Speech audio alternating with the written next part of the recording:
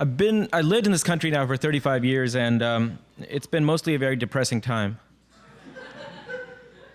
Except for these last 4 or 5 years, and it's been pretty amazing to see in the United States, which I had sort of thought I would not see in my lifetime, something like the emergence of at least the first glimmer of a genuine political culture.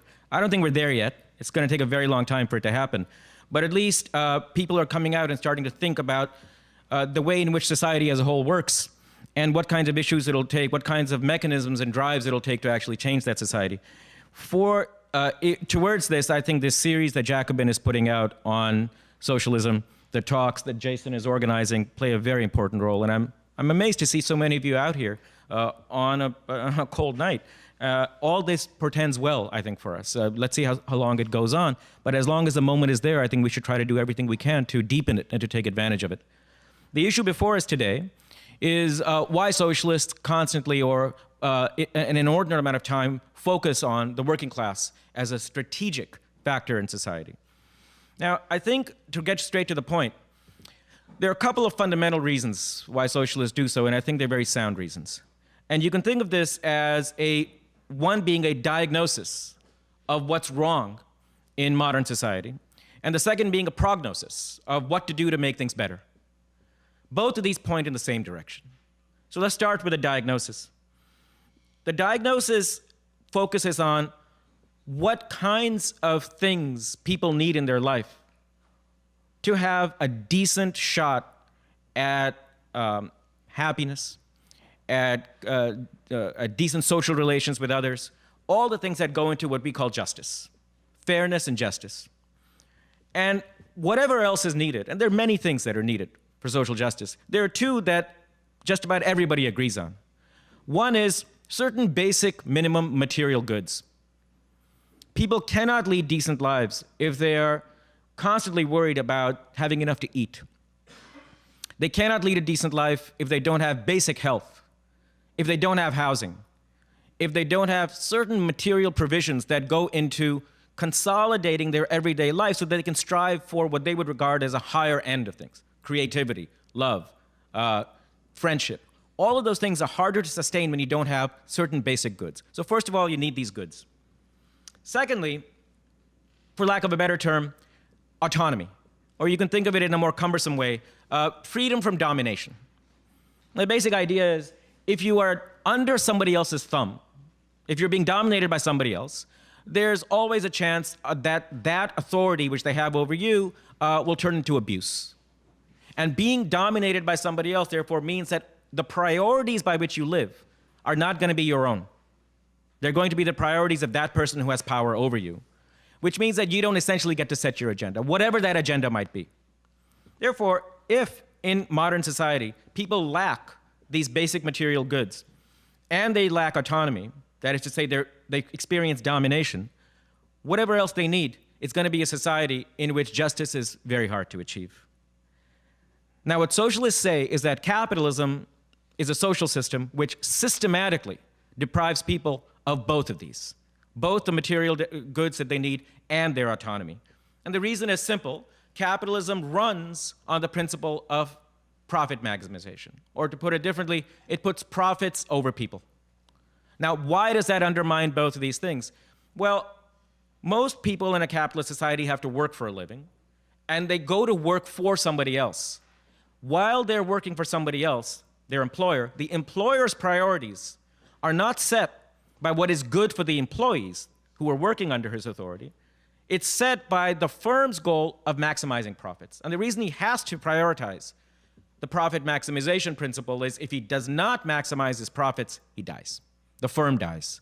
Because the only way he can survive is by wringing as much money as he can out of his economic activities so he can take that money, increases efficiency, increases competitive strength so that he can beat out his rivals. The thrust and the force of competition compels capitalists to always look after the bottom line. Now, the bottom line ends up being injurious to everybody else, and this is the fundamental problem. The flip side of profit maximization is cost minimization. Every firm has to try to maintain, hold its line on whatever cost it has so as the profit margins can be increased as much as possible. But cost minimization has an immediate impact on workers' lives because what they take as their income, which is their wage, is their employer's cost. So cost minimization means that every employer tries to pay as little as he can get away with when it comes to remunerating his workers, which means that workers, therefore, have to constantly be under the threat of their basic means of livelihood being set not by what they need, but what their employer can get away with. That's issue number one. Issue number two, while they're at work, they have to surrender their autonomy to their employer. The wage contract essentially says, I'll come and work for you, you give me some money, and for the duration that I'm working for you, I'm under your authority. What I do with my time, where I stand, where I go, who I talk to, how many bathroom breaks I get, where I look, how fast I work, is not at my discretion. It's at the discretion of the employer. And that waking time, for most people in the world, is most of their waking day. That working time comprises anywhere from 2/3 to 3/4 of all the time that they're awake, which means, effectively, if you think of a person's active life as the time of their life that they're waking through the day, it means 3/4 of their waking time is under a loss of autonomy to somebody whose interests are lined up against their own interests. This lack of autonomy inside the workplace is oftentimes compounded by being under their employer's control outside the workplace. In company towns, in cities where judges and legislators are bought up by the employer, even political authority is under the capitalist hands. Therefore, for both of these reasons, it is built into the structure of capitalism that these fundamental preconditions for a just society are systematically undermined by the rules of the system itself. All right, so what that means, therefore, is that in order to move towards a more just social arrangement, you have got to figure out how to get people these basic provisions and greater autonomy. And this has been the struggle of the poor since the birth of capitalism, trying to establish non-market access, or at least non-contingent access, to these things which they need for decent lives. The problem is, every time the poor have tried to advocate or ask for or plead for greater insurance of these things, they've every time, everywhere come up against the resistance of their employers. Within the workplace, if they ask for higher wages, if they ask for more control over the workplace, if they ask for more authority over investment decisions, every time it comes up against the recalcitrance of the employers. And also, when it comes to outside the workplace, because of the employer's greater social power. The basic problem is, power in capitalism is not distributed equally.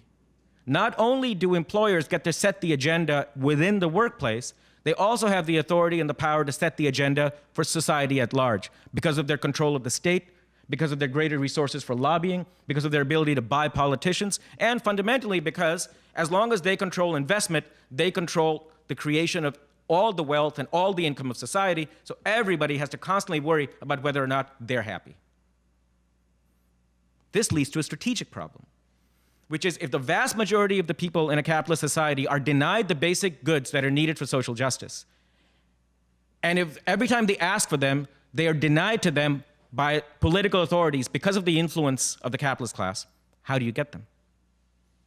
Now, this leads then to the second factor after the diagnosis, which is the prognosis of how to fix things. The prognosis is, in order to have a better chance of life for the vast majority of the people, since power centers are not going to give them up voluntarily, you're going to have to extract it from them through a countervailing power on the part of the poor. It's a practical issue. The practical issue is if the bourgeois state and the capitalist class, which has the power, does not allow the poor, by its own generosity, these basic things that it needs for justice, where is it going to get the means to get it from them? And the answer can only be by extracting it from them through a countervailing power on the part of the poor. And this is where the strategic and practical importance of the working class comes in. The working class is unlike any other social grouping in the non-capitalist section of modern society, which is that however penurious it is, however dominated it is, however atomized it is the goose that lays the golden egg. It is the source of profits, because unless workers show up to do their work every day and create profits for their employers, that principle of profit maximization cannot be carried out. It remains a dead letter. Workers, therefore, have the following opportunity, if they can take advantage of it, which is that they hold the lever to the sluice, the stream of profits that keeps the system going. Capitalists have the authority over them, but unless they agree to do what their employers say, the employers are left simply holding the bag, no profits for them. Workers, therefore, become important for a strategic reason, which is that they're the agent, and the only agent, that has a structural place within the society to bring the power centers to their knees. Now, that is a capacity that they have, but they also have an interest in using that capacity for obvious reasons. All of those liabilities, all of those constraints which I've laid out, which are in the way of moving towards a more just society, are most keenly felt in society as a whole by the working class itself. They are the vast majority of modern society. They also happen to be, I'm going to finish way before, among the poorest end, and they are the ones who every day suffer the indignities, the deprivation, the loss of autonomy, the backbreaking work pace, the insecurity and the anxiety of what to do with their lives when they're under somebody else's thumb. They're the ones who suffer this. And hence, they therefore have not only a capacity, but also an interest in coming together, banding together, and struggling towards those ends which we think would generate more just social arrangements. All right, so for socialists, therefore, they learn through hard experience that if you want to have a better society, you're going to have to aggregate power in some way. And this is, even today, the power center of society. Now, there's an important implication of this, for this, especially since many of you are people in and around universities and university crowds, and you've suffered the misfortune of sitting through social theory classes and all that in the last 20 years. Among progressives and in the radical left, the key category in the last 25 years has been the margins, marginality. Embracing the margins, advocating for the margins, being the margins, loving the margins. If it's marginal, it's good. Not that there's anything wrong with the margins. But understand this, the reason the working class is important is because it's not marginal. And you're going to have to get over your love of the margins if you want to do effective politics. This doesn't mean that you consign minority groups, other social oppressed groups to insignificance. Quite the contrary. Anybody fighting for a just society has to take every form of marginalization and oppression as being incredibly important. But understand that politics is not just about moral advocacy. It is also about the practicalities of achieving power against the power centers in an unjust world. The thing about the working class, what makes it important, is that it is central. It is the central social category and social group within capitalism, of course, second only to capital. Which means, therefore, that the reason you go after it is because of its centrality to the system, not because of its marginality. And that means that the tenor of political debates has to change. Quite often you walk into a meeting today, and the discussion will be about whether or not this group is fighting for the margins, is looking for the margins, is bringing the margins in. And that's great if it's a code word for saying we have to make sure every indignity, every injustice is something that we're concerned with. But understand that you also have to ask, who are the central and the key players in this society that can bring the kind of changes we need? And therefore, not just in our politics, but in our understanding of the system, we have to move beyond the obsessions with margins. And we have to start thinking about the nucleus, the core, and the foundation of modern society, and building and establishing power within those foundations. Right now, at this moment, the left is the weakest it has been since its birth on this issue. And one reason it's embraced the margins is that that's the space that it inhabits. But the fact that you've been pushed into the margins doesn't mean you should embrace it. The agenda for the left for the foreseeable future is going to be to figure out how to get out of the margins into the nerve centers of capitalism, because that's where the power is. And until you're able to aggregate and use that power towards different ends, you're not going to get the kind of society that most moral people want. That's why socialists focus on the working class, and I think they're right to do so. Thank you.